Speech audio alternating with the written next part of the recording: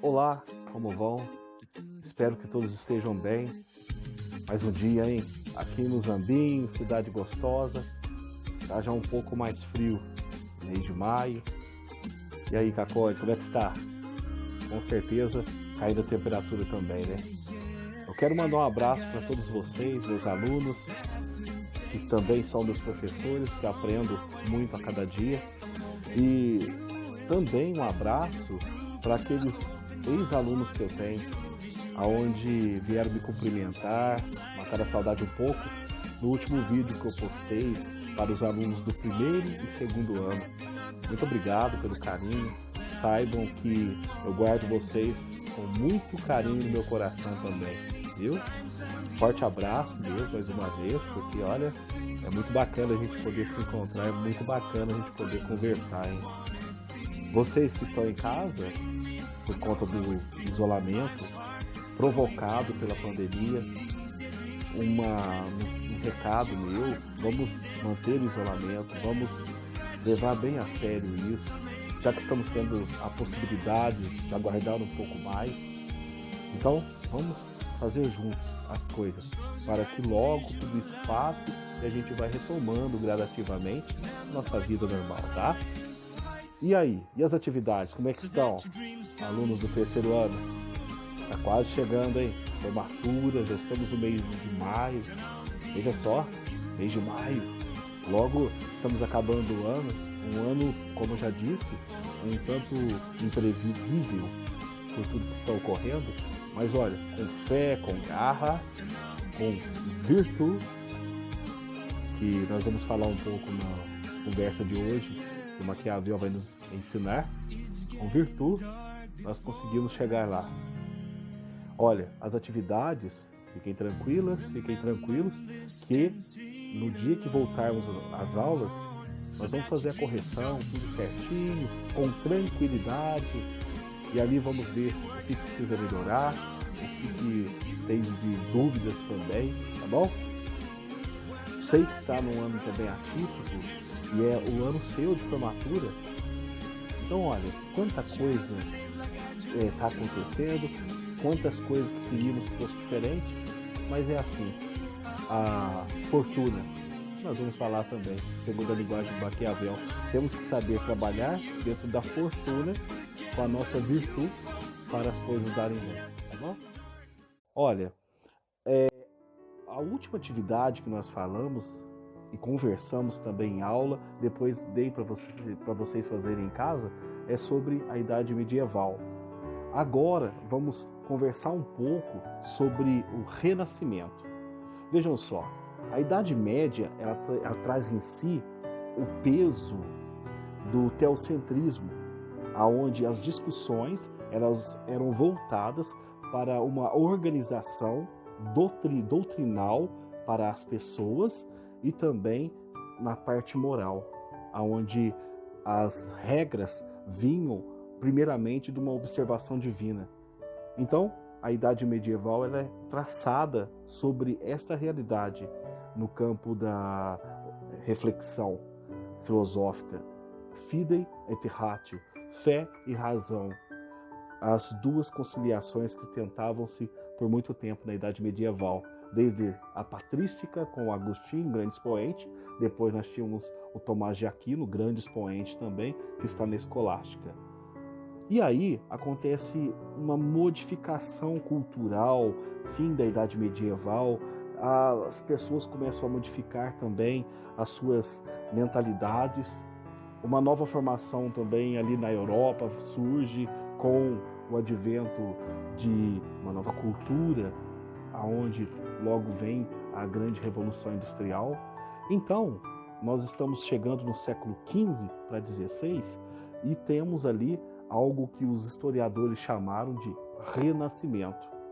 Alguns consideram que foi um período de transição entre Idade Medieval, a Idade Média, para a Idade Moderna. Então, alguns colocam assim. E o que o Renascimento tem de novo? Quando a gente vai falar sobre ele, o Renascimento ele tem um símbolo muito grande, que é a figura do homem vitruviano pintado pelo Leonardo da Vinci. Vai aparecer aí em cima.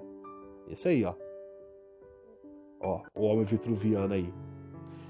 Ele traça a ideia do humanismo, ou seja, o ser humano agora está reivindicando seu lugar de discussão e de análise, aonde sai a ideia de Deus, o teocentrismo, que era próprio da Idade Média, as discussões sobre a moralidade religiosa, sobre como vai para o céu, sobre as leis que Moisés deixou. Então tudo isso estava sendo o ponto máximo de discussão da Idade Medieval, e aí o Renascimento vem trazendo o humanismo, onde a principal discussão agora será o ser humano, aonde ele se encontra.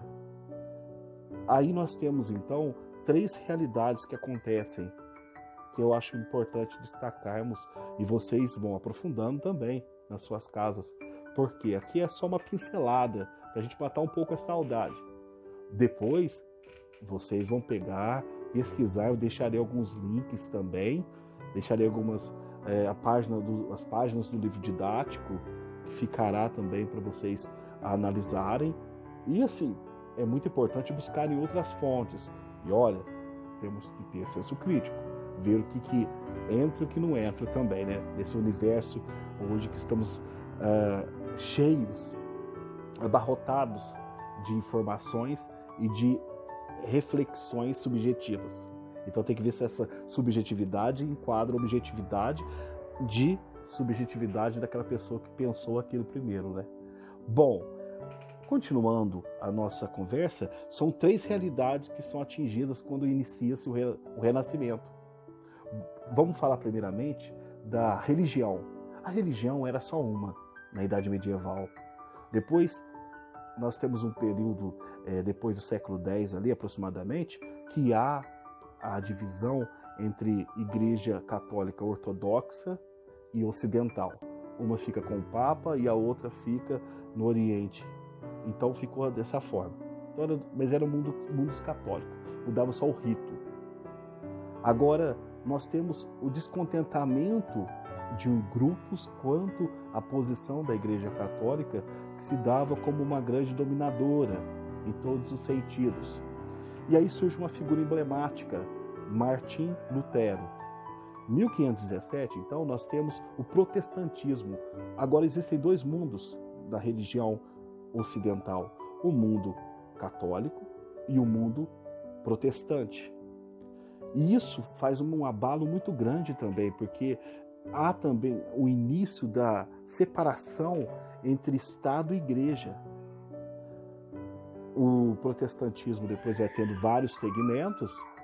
Temos Calvin, por exemplo, Suíça, aonde ele desenvolve o calvinismo, que é bem radical mesmo. Depois vai surgindo outras. O rei que está na Inglaterra, aonde ele funda também uma igreja, a igreja anglicana, e assim sucessivamente. Então, no mundo religioso, nós temos a separação, aonde surge o protestantismo. Na política, nós temos o surgimento de uma figura também muito interessante, chamada de Nicolau Maquiavel. E Nicolau Maquiavel, ele traz uma política um pouco diferente, ou um tanto diferente daquilo que se era ensinado antes. O Tomás de Aquino, o Santo Agostinho, no livro, especialmente Santo Agostinho, naquele livro Cidade de Deus, ele vai traçando como que um rei, como que o governante deve governar, mas observando primeiramente os desígnios de Deus. Agora chega o Maquiavel, faz um distanciamento, aonde ele apresenta o seguinte: agora a política ela é desvinculada com a ética cristã, com a moral cristã, e pronto. O governante ele tem que saber governar. Então ele escreve esse livro chamado O Príncipe, com a tendência de levar os governantes, primeiramente era um manual para os governantes se manterem no poder. Esta é a ideia do Príncipe, de Maquiavel.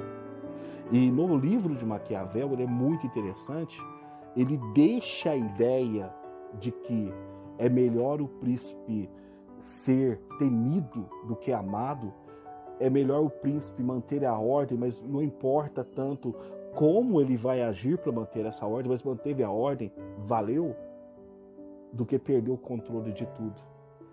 E aí muitos pensadores, historiadores posteriores vão olhar em Maquiavel e lembrar sempre do pensamento que não está no livro escrito, mas a ideia, a semântica do livro traz isso, que é os fins justificam os meios.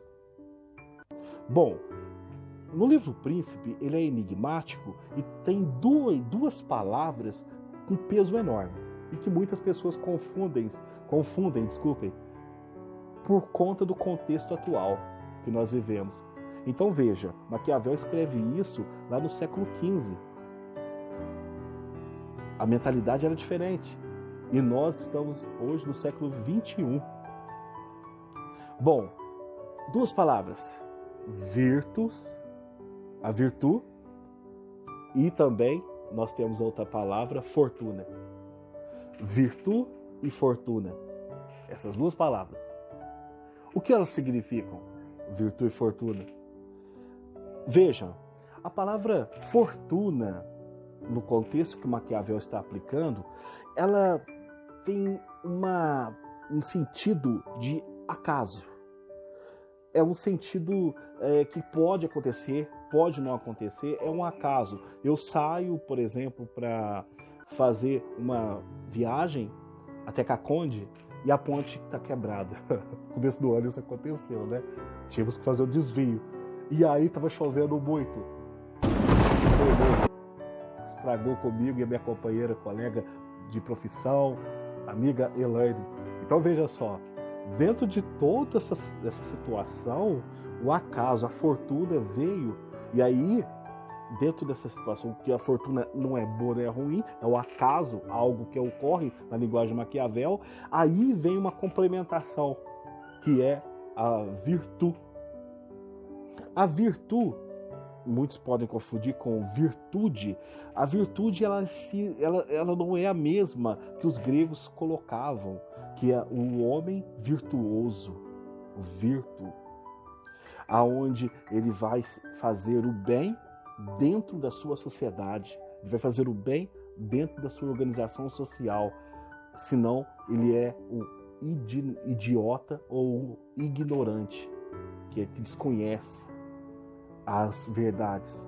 Então, no contexto grego, é assim, virtude, o bem. Platão vai colocar, Sócrates vai colocar a vivência social como que ela é essencial. Agora, os romanos já pegam a palavra virtude no sentido heróico, aonde um guerreiro ia para a luta e vinha com as suas batalhas vencidas. Ele era um herói, era virtuoso, era vestido da virtude.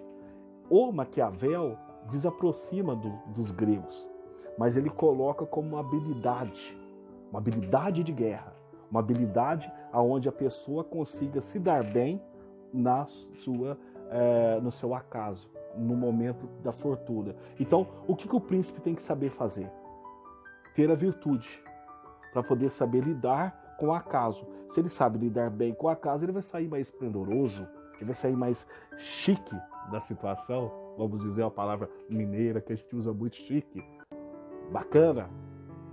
Então, vejam só, esse período que nós estamos vivendo de pandemia, aonde o Brasil está dividido, os governantes dos estados estão tomando suas decisões, o presidente da República, infelizmente, está tomando uma decisão que vai contra todas as decisões e todos os números que já estamos vendo, né? Mas não vamos entrar nesse mérito da política em si, mas o exemplo.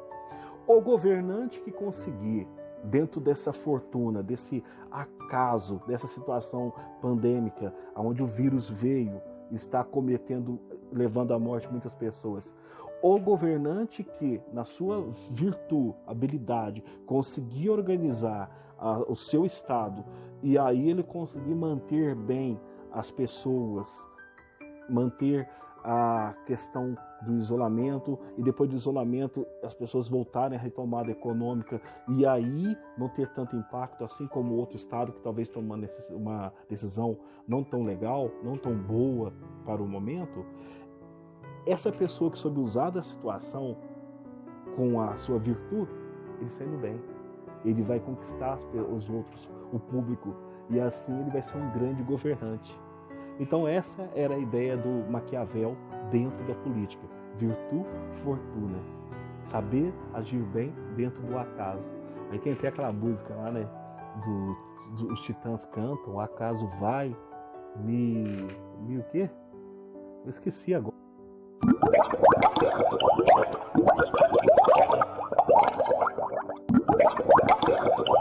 Andar distraído, nossa, agora deu branco, viu, gente? Agora deu branco.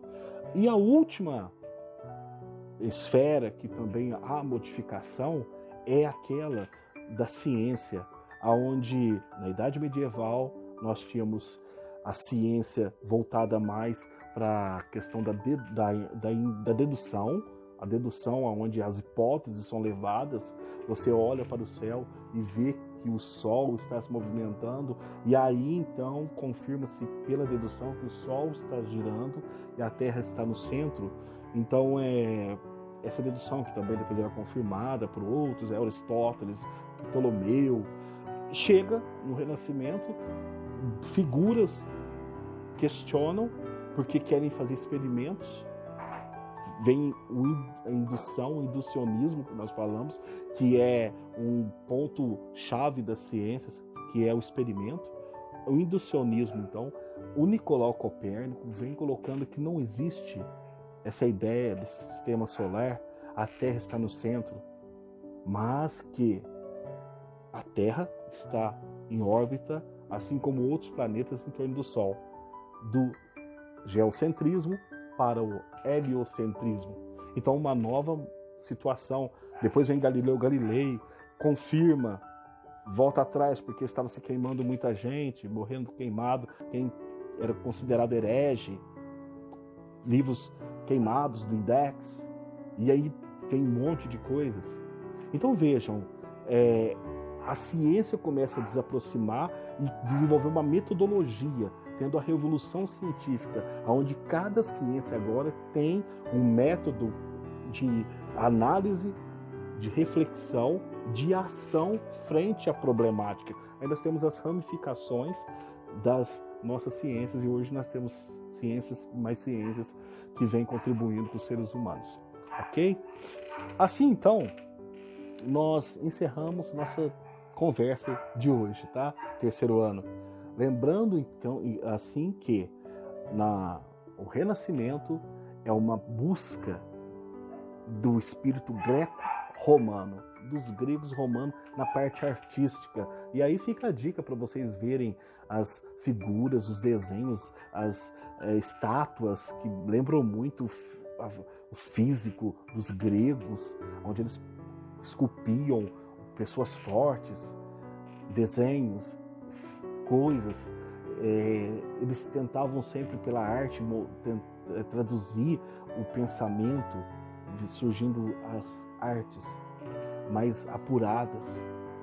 E hoje, como é que está a nossa arte?